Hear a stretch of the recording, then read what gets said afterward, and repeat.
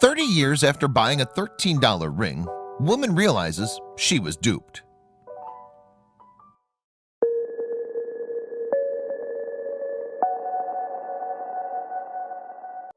She looked at the woman and couldn't believe what just had been said.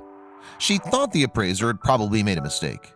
The woman had never been in a situation like that and suspected that neither did the appraiser. She had no idea where to turn, but what she was told next made her instant royalty. An unidentified Londoner was on her weekly stroll of the Middlesex Hospital flea market, west of the city, gliding past different stands. Everything looked pretty old and worn out, and with only a couple of bucks in her pocket, she wanted her purchase to be worth every penny. As she was eyeing a necklace on one of the stands, she couldn't help but notice a huge ring sparkle in the corner of her eye. She turned to the ring and knew that fate had brought her to it. The woman, who remains anonymous as per her request, wanted to get herself something beautiful and luxurious. While she knew it looked like something she could never afford, she wanted it because it meant more to her than just some pile of junk.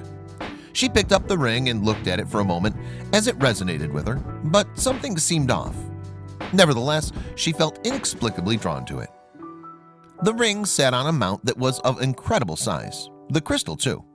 The whole piece looked like jewelry from a fairy tale, and the woman knew she had to have it.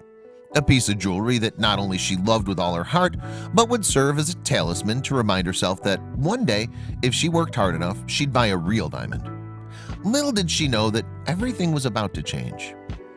She completed her purchase and spent her last remaining £10, $13, on the incredible piece. From then on, she wore the ring every day, everywhere. Years passed and her talisman was still by her side. Being of humble background, she didn't need much else, so she kept this piece close to her. It made her feel like a princess, even 30 years later. But one day, a strange trip to the grocery store turned her life upside down. On a beautiful afternoon on her way home from work, the Londoner stopped at a nearby grocery store. She grabbed all the stuff she needed and headed to the checkout line. While waiting, she could not help but notice a stranger ogling at her hand. She thought this was very peculiar, but she brushed off her train of thought and continued waiting for her turn.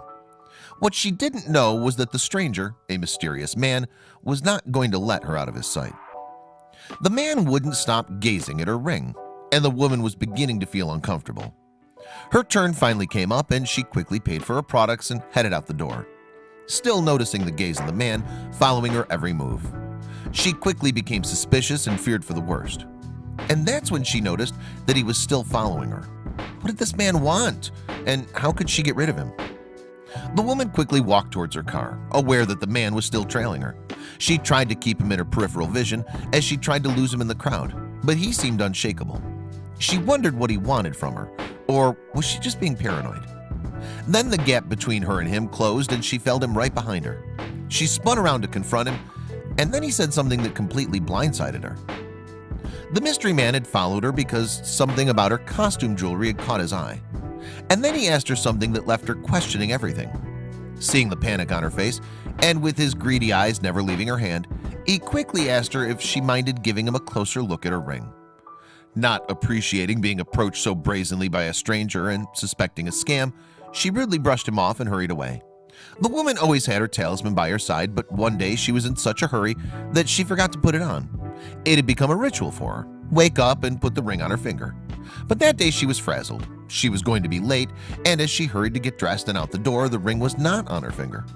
The ring was so incredibly valuable to her that she got off on the next stop and headed back to her house. I can't believe I left it at home, she thought, and more so after being so paranoid about the man at the grocery store. As she climbed the stairs 2 by 2, she started in her bedroom. Her initial thought was to look for the ring where she'd always kept it. Nothing. It wasn't there. She knew she should have been more careful. Something was off about that man, and her gut feeling told her so too. Eyes widening, breaths ragged and harsh, she turned her bedroom upside down. She could not find her precious costume ring. But then something jogged her memory. As she entered her bathroom, there it was.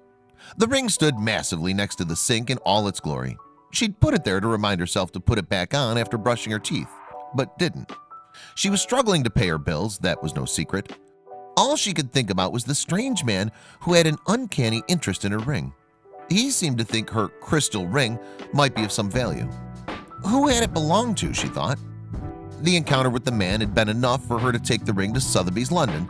Maybe they could answer her question and relieve her anxiety. She wondered longingly if it had belonged to someone famous. The ring was old, the silver was tarnished, and there was a lot of dirt on it. But what secrets was it holding?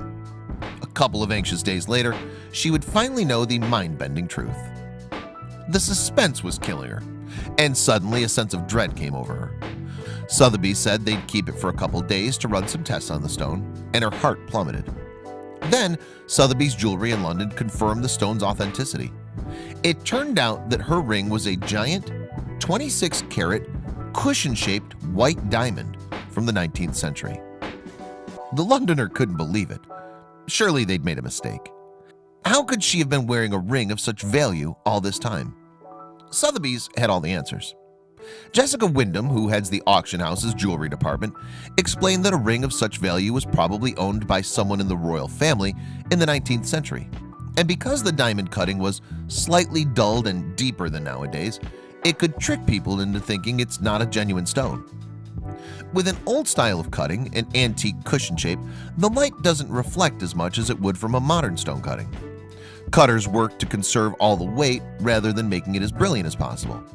The antique shape and older style had disguised its true brilliance for all these years.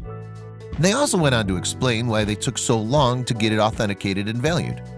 We confirmed that it was indeed a diamond. We tested it with the Gemological Institute of America, and that then dictated the price, said Jessica Wyndham. Jessica Wyndham told the unidentified woman that the ring could go for as much as £350,000. That's about $450,000 if it were auctioned. The head of the auction house continued to explain the cut of the stone probably would have meant that it didn't sparkle, plus it was all dirty, no one would really think it was real. They came in with the idea that it might be real, but they had no idea of its value, Wyndham added. The Londoner knew when she was standing at the flea market that the ring sparkled. That's what caught her attention. But maybe her talisman only shone for her. Having led a life from paycheck to paycheck, another person's junk was her treasure, and it just changed her life. The ring was sent to auction and got sold for a staggering amount of £656,750. That's almost $850,000. Not only did this great little possessions auction make her life a whole lot easier, but she finally knew that she'd been a princess all along. But how do you know if your costume jewelry is valuable?